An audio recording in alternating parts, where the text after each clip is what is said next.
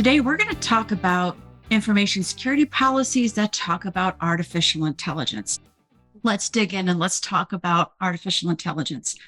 Artificial intelligence doesn't just scale solutions, it also scales risks.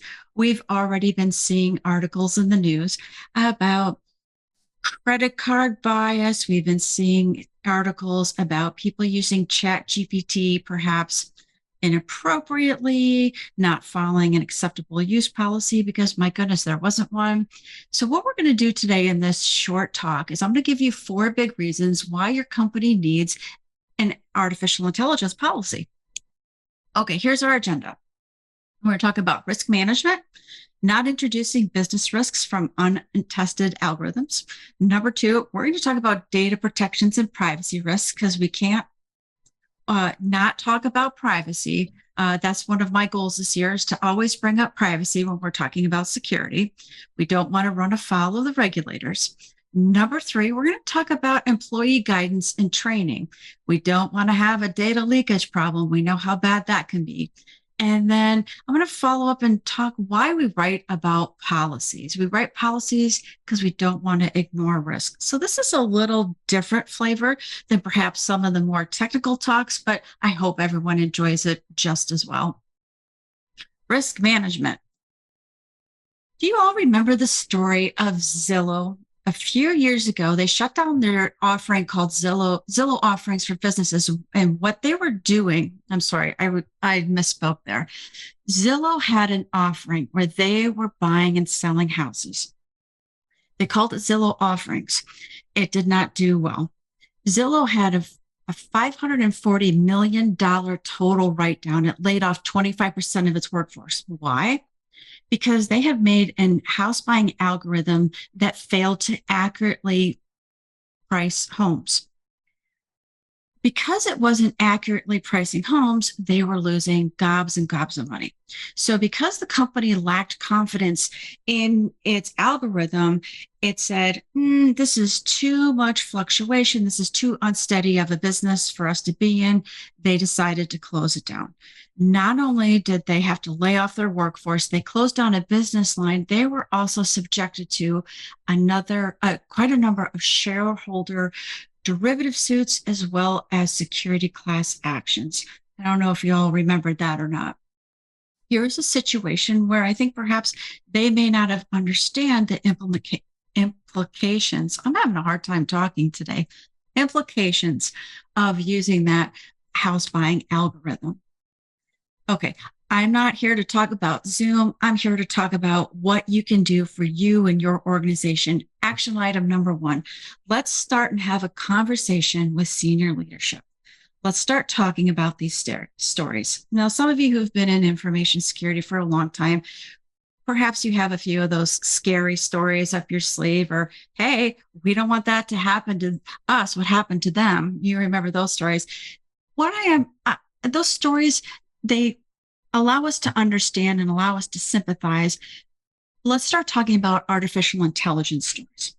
Another thing I want you to introduce to your leadership are the 5 ethical principles of reasonable use of artificial intelligence. Again, I probably should have said this a few minutes ago. I'm not an attorney. I'm not a TV spokesperson, nor am I a data scientist. I'm just a gal who likes GRC and policies. But I have a link down here at the bottom of the slide to the 5 ethical principles of AI: transparency, accountability, fairness and non-discrimination, privacy and security, human-centered development and use. These are 5 principles. You could take one, bring them up in perhaps a leadership meeting, bring it up in perhaps a roundtable discussion, or just bring it up with your boss at some point. The second area we're going to talk about is data protections and privacy risks. The regulatory landscape is rapidly evolving. Those of you who would love to read all of the updates on privacy and regulations and standards, and I know there's a few of you out there just like me, this landscape is changing almost weekly, if not daily. Many nations have already established artificial intelligence guidelines, laws, regulations. The EU has already established fines of up to 20 million euro We also have potential fines from China, and we also have potential fines. I put US dollars up there. The United States is still working on an AI Act and some frameworks, which we'll talk about a little later. But I haven't seen any cases of actual fines against organizations for artificial intelligence yet. But they're building their scaffolding. They're building their laws and regulations. So those are a potential risk to your business. Action item number 2. Dust off your security charter and add appropriate artificial intelligence regulations. Now, I know maybe some of you are saying, a security charter, what's that? A security charter is your game plan, your playbook for your information security program. In there, it highlights the good things you're going to do, the regulations and standards that your organization has to abide by. It also tells you who's part of senior leadership, who's accountable, and it may also include some things like how often the committee meets, what the topics of discussion are, if there's going to be rotating people on that committee, all those sorts of things. So if you haven't dusted off your security charter in a while, now's a great time. We want to be continually aware of geographic regulatory issues, limitations. Your charter needs to include these artificial intelligence regulations and standards. And also, now's the time to form an AI committee or add AI as an agenda to your topics when you are meeting with leadership. Action item number 3, conduct an AI inventory. Now, this doesn't have to be something complex, big, requiring multiple people. This could be an informal interview, but what we want to do is we want to start looking at what sorts of AI systems or tools we're already using. If you're using EDR, you're using artificial intelligence. Perhaps you have some folks using ChatGPT already. But let's take a look at let's build an inventory, even if these are small systems or even something as simple as ChatGPT. What are the goals and objectives of these systems? Or how are people using them today? What are the expected outputs of these systems? Identify data sources that are going into these AI calculations, for lack of a better word.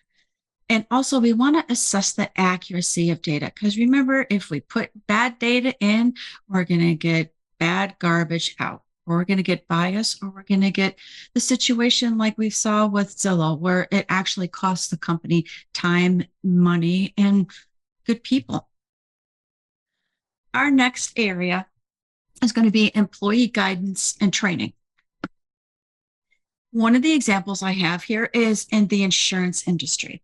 The insurance industry, if you're not familiar with it, the National Association of Insurance Commissioners provides guidance or standards for those working in the insurance space, and they've already come out with an artificial intelligence guideline. The reason why is we've already seen potential data breaches. There was a situation where employees of a particular insurance company were using ChatGPT to help understand a particular situation. And it configured that the questions they were asking was disclosing sensitive information about that particular insurance company. And it ended up in the ChatGPT data universe. And now all of a sudden, their competitors, future users can see that information that they inadvertently typed into that GPT chat. And remember, the data was stored for 30 days and then deleted. Let me clarify that. Remember, ChatGPT was fed with data from 2021, but it's also still gathering information. So employees or your coworkers may not realize the questions they're typing in may be giving away sensitive corporate information. Action item number 4, add artificial intelligence to security awareness training. Build organizational awareness around artificial intelligence. This isn't something to be scared of. This isn't something to say, no, bad, don't use it. This is something that will enable us to do better things at work and do things more efficiently or faster. Another thing to consider as you're adding artificial intelligence to your security awareness training, think about ways to incentivize, either formally or informally, employees to begin talking about AI ethical risks. Remember earlier in our presentation, we talked about transparency, understanding how it impacts humans. When you start talking about these principles that your organization has that were written in your security charter, we can start building awareness for folks to come to us and say, here's a situation where we've got this tool that may or may not have AI in it. I have some concerns that there may be a bias against minority groups, or it may be creating biases towards decision making. And honestly, we have individuals who know their business units better than we do, if they're in marketing, if they're in accounting. But if they say, hey, I got a question, that's the best thing that can happen for us in information security, is having people come to us and say, I want to talk to you about this. Okay, now the really juicy stuff, writing policies. Ooh, I know you're excited. You've been waiting for this. This can be exciting, trust me. Okay, writing policies. Are you all familiar with the Goldman Sachs Apple credit card situation that happened back in 2019? This was a situation where a married couple out in California had applied for the Apple credit cards. They were a married couple, joint tax returns. They were basically the same socioeconomic level because they were married. They were both issued an Apple credit card, and the wife had a credit limit that was substantially lower than her husband's. They went to Apple. Apple said, well, we're underwritten by Goldman Sachs. Let's go and let's look into it. And what they found was that there was a situation where, and the husband's credit line was 20 times higher than the wife's credit line, even though they had the same economic posture. So Goldman Sachs had to go in, and they actually, after they did a bit of investigation, issued a statement about how their algorithms for assigning credit cards and credit limits was determined. So why do I bring up this example? Well, action item number 5, update your policies, please. Why? Policies, again, we write policies to capture management's intent. Management's intent meaning we're going to do good things. This is our security posture. These are the control frameworks or standards we're applying. And also remember, we write policies to address risk. Now, I know maybe the more cynical folks in the audience are saying policies don't do anything for risk. You may have a point, but policies at least say risk is something we're aware of, we're going to address with policies or with cyber insurance, with hiring more professionals like you guys who can actually implement fixes and find vulnerabilities in our systems. And also, here's one that might get you if you're more on the compliance side of the house.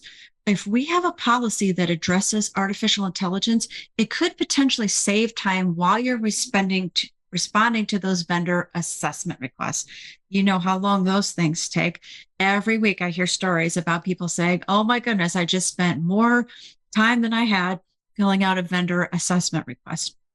So if you've already been proactive and you've put artificial intelligence language in your policies, that will just make your vendor assessment responses that much easier to fill out.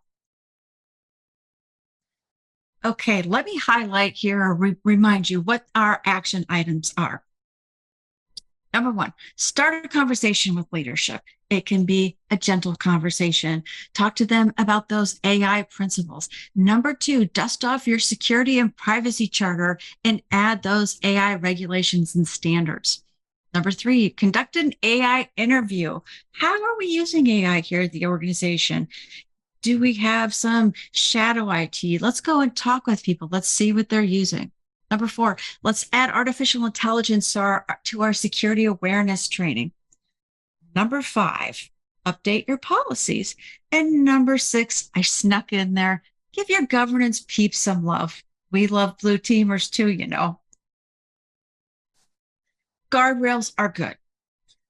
We're seeing more and more regulations. We're starting to put guardrails in place when it comes to artificial intelligence and information security policies. Please consider updating your policies to include artificial intelligence. I have a quote for you. By far, the greatest danger of artificial intelligence is that people conclude too early that they understand it. Boy, that rings true for me. Every day I learn something new about it.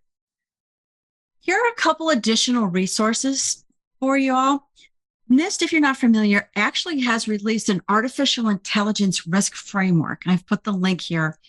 Another resource for you is the International Association of Privacy Professionals, IAPP, has released AI governance center. And that's a place for resources, policies, discussions. It is in their members only section, but membership IAPP is relatively inexpensive and it by far pays for itself. Thanks. I appreciate everybody who showed up here, and let's open the floor for some questions. Do you have any templates to write AI policies, or do you have any that you can recommend? I don't have a template yet, but we are working on one right now. If you send a note over to consulting@blackhillsinfosec.com, that email will find its way to me, and I can certainly help you. So the other question is, what are pros and cons for bringing AI to cybersecurity? Oh, that's a great question. The pros and the cons. Well, the pros, and I'm speaking a little out of my depth here, but we've been using AI and machine learning for years. It started with more sophisticated interpretations of antivirus as we moved away from signature-based antivirus, moving into malware, moving into ERD systems. We've been using artificial intelligence for a long time. So what are the advantages for us? Well, it helps interpret and automate alerts and logging and providing some speculation on what those alerts and logs lead to or what it can potentially lead to. So I think artificial intelligence is like another team member that helps us interpret all that information we have to look through day in and day out. Some of the cons to using artificial intelligence in cybersecurity is we don't know what's under the hood. And we need the data scientists and the statisticians and the people who are really good at math to look at those algorithms and let us know what's under the hood and help us identify what biases are in there. Good question and good answer. I think that helps open up, a really good conversation too about AI, with everything that is being implemented now and how people are using it in ChatGPT. People are very nervous about the unknowns, and I will kind of concur that I am too. I mean, it's a very powerful tool, and if you know how to use it, yikes, the possibilities are kind of endless. And then there's a question here about, senior high college students using ChatGPT. The question's a little hard to decipher. But it basically is like, don't know how to use it. How, do we have any, I guess, suggestions on how to deal with that, where people are using it and they don't know how, and they're potentially screwing it up? That's a great question. Let me tackle it first, why we would use ChatGPT. I'll give you an example how I use ChatGPT. If I'm trying to look up statistics or articles or news articles, it's a great tool. It does, I think of it like super Googling. It can look things up, but remember, it's been trained on old data. So you have to keep that caveat in mind. Second of all, if I like it as a way to brainstorm. If I'm writing some marketing material and I just don't have the right feel for it, or I'm not quite sure what I'm doing, I'll use it as a tool for brainstorming. But what I don't do is I don't put a question into ChatGPT and then copy and paste it into whatever I'm looking at. I use it as a stepping stone to kind of trigger some of my creative processes. I think sometimes some organizations and people have run into trouble where they've tried to write term papers, responses using ChatGPT, and your professors and mentors are using it as well. They're gonna sniff out something that doesn't smell right. And honestly, your mentors and teachers want to hear from you. They want to hear your thoughts. And if you rely on GPT to think for you, you're kind of just selling yourself short, unfortunately. Yeah, and I have to agree with you there. I've seen circumstances where I've used ChatGPT to answer a question for myself and it hasn't been right. And so, there's your first problem, right? If it's giving you an answer, it's answering your answer and it's not correct information, you're gonna really kind of screw yourself over there. So the next one is, what questions would you ask vendors in assessments about AI use? Depending on how much I love or have troubles with a particular vendor, I'll ask I'll drop the bomb and say, are you using AI? And see if they squirm or not. And not to be mean or anything, but if they say, well, we might be, how would that impact our relationship? And if they're willing to have a conversation about it, then that's a vendor that I'm going to continue to have conversations with. But if they give me a very pat answer like, oh, no, we don't use it at all, I would disagree highly with them because we don't know what we don't know. Kind of going back to the quote I had earlier in the presentation, I think it's a good conversation to have with your legal team, with your compliance group, because we know everybody's got an opinion on it. And like I said, I'm not an attorney, but I know there's attorneys out there who specialize in artificial intelligence and intellectual property and all that kind of good stuff. And I have no doubt in my mind that they have opinions about that. And then we have time for one more, I think. AI policies we use, are those the same as security policies for organizations or like IT audit policies? Which one would you like? That is a great question. I should have mentioned that like 25 minutes ago. The word policy, we had this conversation at Black Hills a couple weeks ago. The word policy is very confusing and everybody uses it differently. The way I was using it is I'm talking about information security policies, that list of good things we do, usually on the internet site, Word documents, and it's a roadmap or a framework of the good things we're going to do. Now, I know that there's some highly technical people on this call, this webinar right now, who use policies very differently. And by policy, they could mean a set of configurations that are pushed to a machine. So I'm talking about, can I say, paper policies, not technical configuration baselines. You know what? Let's answer this last one. So differences between using Bing Chat and ChatGPT 4. So ChatGPT, like I said, its main information uploaded was back in 2021. Bing is behind the scenes is Microsoft's Copilot tool.